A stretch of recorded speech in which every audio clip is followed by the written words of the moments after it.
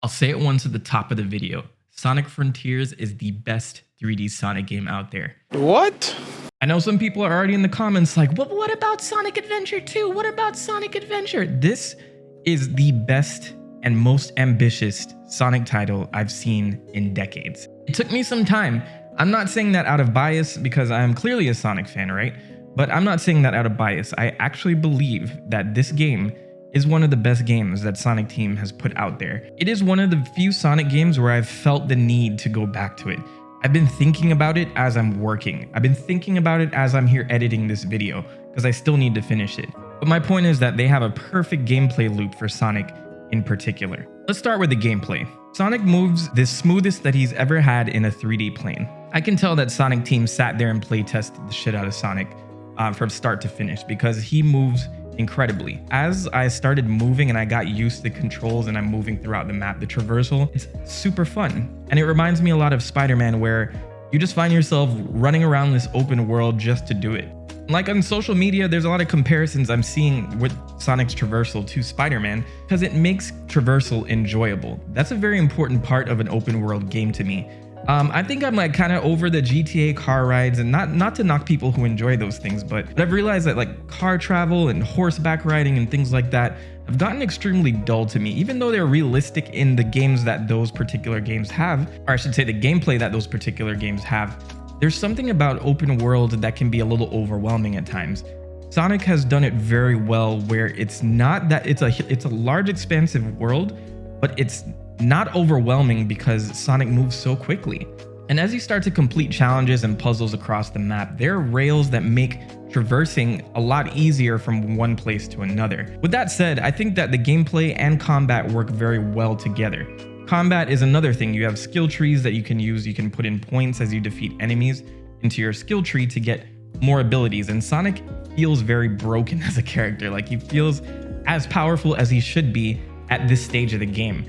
It really feels like this end game type of Sonic that has all of these abilities that you know he could do, but were never really implemented before in the previous games. Maybe like Sonic Battle, for instance, you see him have a more diverse skill set. So it's a very refreshing breath of fresh air, for lack of a better word, to have both a seamless gameplay of him traversing the open world and running, and also having this combat, this expansive combat that works, and having enemies that require you to think and use these abilities differently for each particular scenario. These enemies require you to take a look at what type of attacks they have and responding to that, especially the mini bosses. You can't just brute force your way in, especially if you're playing on harder difficulties.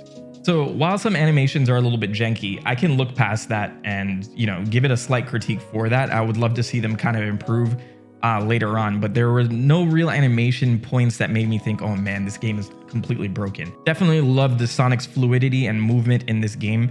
I think it's something that they've finally achieved in a 3D space. Let's take a step back and talk about the maps and the graphics. So Sonic Frontiers is based in an open zone, as they call it, right? It's basically an open world, and a lot of people were comparing it to Breath of the Wild, for instance. And I think that comparison, as you continue to play, starts to dissipate. So Sonic Frontiers is split into 3 major islands, right? Sonic is going to look for his friends in that particular area, and you would be going around collecting items and collectibles that will help enhance his abilities and overall speed and other things that will contribute to his overall power. So as you're going through these, you're experiencing small challenges, maybe a few puzzles to open up more of the map for you. So the Starfall Islands here are pretty lifeless. There's not a lot of NPCs to talk to, and as people would think in an open world, like villages and things like that, you're not going to find that in Sonic Frontiers. And I don't think it was designed with that in mind, as it's more or less a plot point that the island is lifeless the way it is. But with that said, it does have me eager for a more fleshed out open world for Sonic at some point in time. But I do think that Sonic Team intends on using this as a formula for future titles. So seeing them tweak this formula and enhance it further has me extremely excited for the future of the Sonic franchise. So as you're doing these collectibles, you'll use that to unlock certain cutscenes.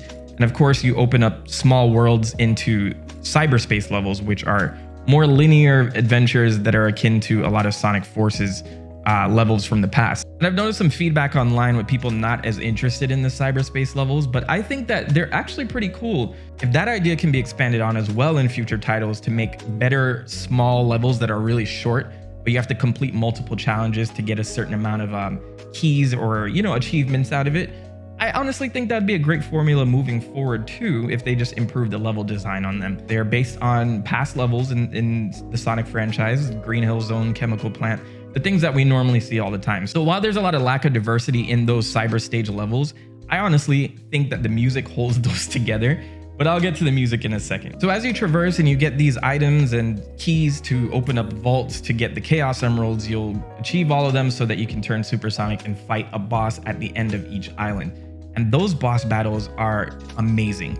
It's just the absolute power that you would expect out of Supersonic. I'm not going to spoil anything because I haven't gotten to the end of it, but I think that those battles are well done. And honestly, I see myself doing all this stuff within the islands, and I look forward to that boss battle. Finally, some engaging boss battles within Sonic. I'm not to say that we haven't had them before, but I think that, bosses were a little bit lackluster in previous games. There's some pop-in problems, definitely. If you guys have heard about the pop-in in this game, it's pretty atrocious. Sometimes that there's like whole rocks that don't even load in, or like a set of trees that won't even load in. And I can't look past that, which is why I give it a solid 8, because there's a lot of issues when it comes to that.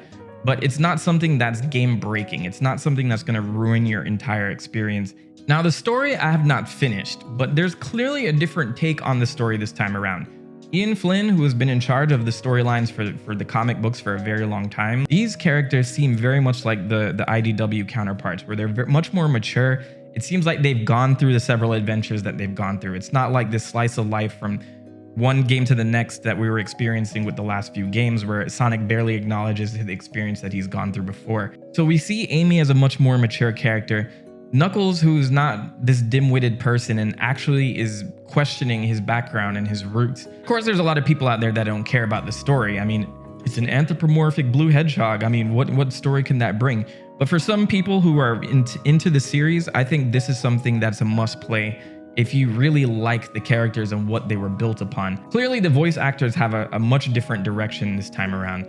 Roger Craig Smith, who is the voice of Sonic, has taken a much deeper tone with it. Well, whatever. The spooky Skyboy says I just have to trash the Titans to get you guys back to normal, so we have a plan. Sonic seems a little too deep in his voice here, but I like the more serious approach to his character. So while he does have a deeper voice, and I have to kind of get used to that if that's going to be what Sonic's going to sound like moving forward, I do think that Roger Craig Smith is a talented guy, and the performance is on point. So it's good to see him prove himself in a more serious Sonic plotline. But you can collect these little egg memos as you're fishing. You can hear Eggman kind of detailing his trials and tribulations throughout the cyberspace.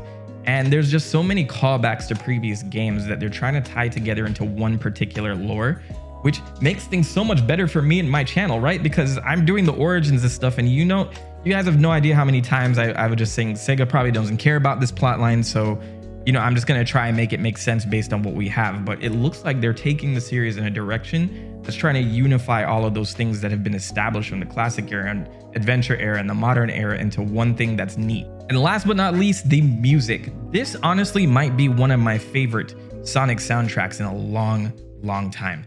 I mean, I think probably since Sonic Generations. This has 150 tracks on it, and it'll be available on Spotify and Apple Music soon. So even if you don't buy the game, you'll have access to it. I think you can find a lot of these tracks on YouTube as well. But the Cyberspace levels have absolute bangers in there. You would never know it's from a video game or a Sonic game if you just played it for somebody. They sound like actual EDM songs half the time. But there's also a lot of drum and bass, and there's these older future funk type of songs that are there as well. Tomoya Otani has definitely put his heart and soul into this soundtrack. If there's nothing else that you take from this, the soundtrack is absolute godlike.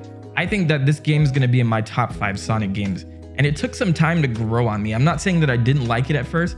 I thought it was good, right? But as I keep playing it, I realize that I'm drawn to running around as Sonic in this open world. And if you're on the fence about purchasing this game, or you saved up money for God of War, I would definitely say check out God of War instead, because I'm sure it's a much more polished game. But if you're a Sonic fan, you owe it to yourself to buy this game. Is the best experience that I've seen within Sonic in a very long time. So with that said, I would love for them to take this formula and run with it for future titles, sequels, whatever. If there's going to be a Frontiers 2 or Adventure remakes or whatever, Sonic Team has something, and I think that they need to bring more people on board to help them with the next title.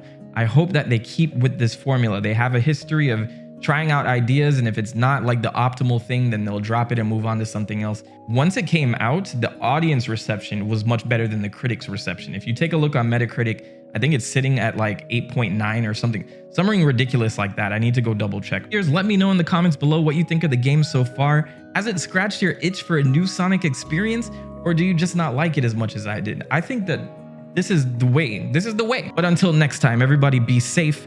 Leave some comments, leave your likes. Your boy is out. The Prophet has spoken.